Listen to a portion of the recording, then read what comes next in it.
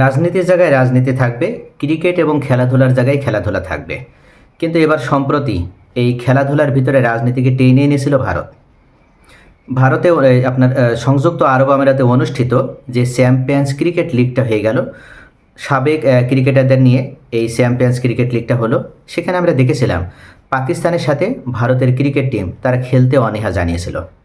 কারণ হিসেবে তারা উল্লেখ করেছিল যে পাকিস্তানের সাথে তারা খেলবে না এই কারণে পাকিস্তান সন্ত্রাসী একটা দেশ এবং এই দল সেই দেশের প্রতিনিধিত্ব করছে, এবং ভারতের সাথে তাদের যে সম্পর্কে টানা পড়ে সেটাকে ইস্যু হিসেবে কাজে লাগে। সম্প্রতি যে 22 এপ্রিল পেহেলগামে সন্ত্রাসী হামলাটা ঘটে, এটাকে ইস্যু হিসেবে ব্যবহার করে ভারত এই খেলার ক্ষেত্রেও অর্থাৎ খেলাধুলার ভিতরেও এই রাজনীতিকে টেনে নিয়ে আসলো।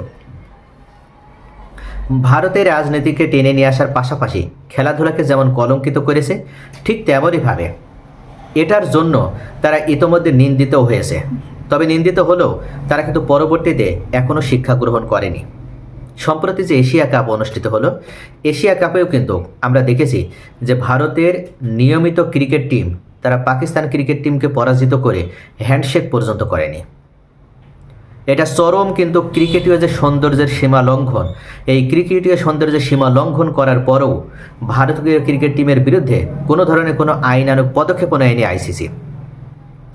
যদি এশিয়ান ক্রিকেট কাউন্সিল এই অভদ্রতামূলক আচরণের জন্য তাদেরকে এখনও পর্যন্ত এই এশিয়া কাপে তারা শিরোপা লাভ করলেও তাদেরকে শিরোপা দেওয়া হয়নি, একটাই কারণ তাদের এই অধ্যত্বপূর্ণ আচরণ এবং ক্রিকেটের ভিতরে এই হীনমন্যতা প্রবেশ করানোর কারণে। তবে এতটুকুই কি সব কিছু সমাধান এনে দিয়েছে?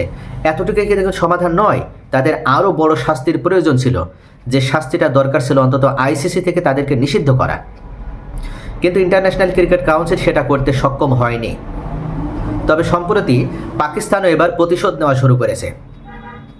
পাকিস্তান প্রথমে চায়নি ভারতের বিরুদ্ধে এমন কোনো পদক্ষেপ নিতে, যার কারণে তারা একের পর এক ভারতের সাথে বন্ধুত্বপূর্ণ সম্পর্ক গড়ে তোলার জন্য তারা এশিয়া ক্রিকেট যে ক্রিকেটটা অনুষ্ঠিত হলো এশিয়া কাপ, সেখানেও তারা বন্ধুত্বের হাত বাড়িয়ে দিয়েছিল। কিন্তু যখনই তারা প্রত্যাখ্যাত হয়েছে, এবার পাকিস্তানও ভারতের বিরুদ্ধে পদক্ষেপ নেওয়া শুরু করেছে।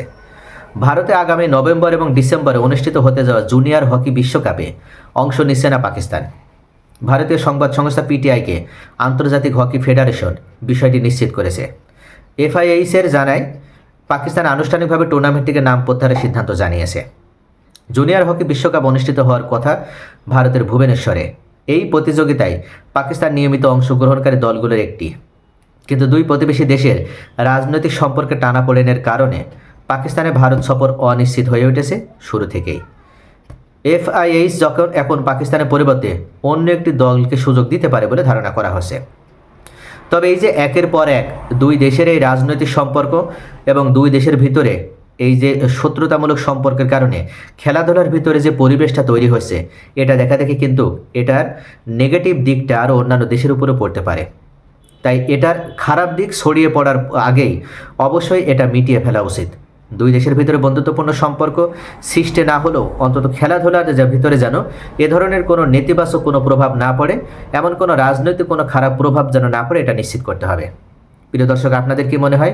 আপনাদের মূল্যবান মতামত কমেন্টে জানান। সকলে ভালো থাকুন। Thanks for watching.